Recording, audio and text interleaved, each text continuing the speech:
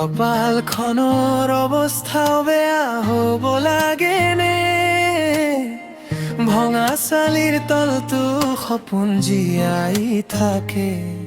দুখৰ মাজতো মানুহে হাঁহিব লাগেনে?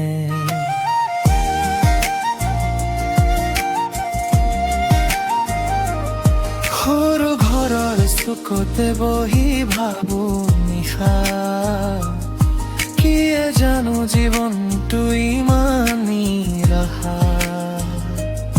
মাকৰ চকু লুকাই থাকে হাজাৰ কষ্ট, দেউতাৰ মুখত নাথাকে হাঁহিৰ ৰং স্পষ্ট।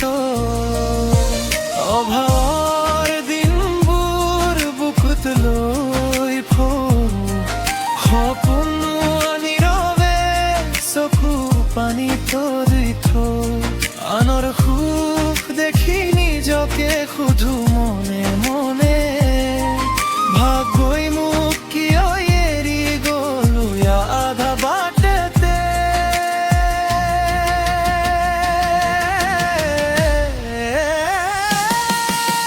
ঘৰৰ অৱস্থা বেয়া হ'ল বুলিয়ে কপালখনৰ অৱস্থাও বেয়া হ'ব লাগেনে? হেৰাই যোৱা সপোনবোৰ উভতি আহিবনে? এই দুখৰ ৰাতিবোৰ এদিন শেষ হ'বনে?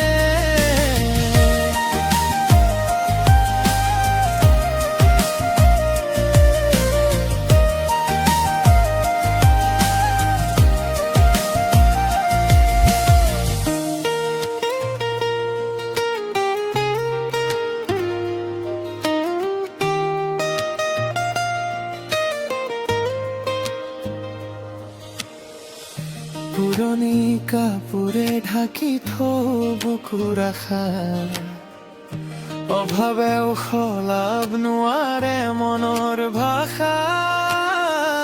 ভাতৰ থালিত কম থাকিলেও সমস্যা নাই, মাক দেউতাৰ মুখত হাঁহি থাকিলে ভাল পায়। বন্ধুবোৰে সোধে কিয় ইমান নীৰৱ মই, কাক কম বুকুৰ ভিতৰত কিমান বিষণ্ণতা ৰয়। নিজৰ মানুহেও এদিন সলনি হৈ যায়, দুখৰ সময়ত কাষত থাকিবলৈ কিয়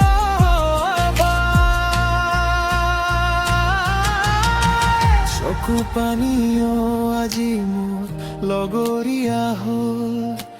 নীৰৱ ৰাতিবোৰে মোক বহুত কিবা শিকায়। হাৰ মানি নলওঁ মই, সময় যিমান কঠিন হওক, এদিন মোৰ সপোনেও আকাশ চুবই চাওঁ। ঘৰৰ অৱস্থা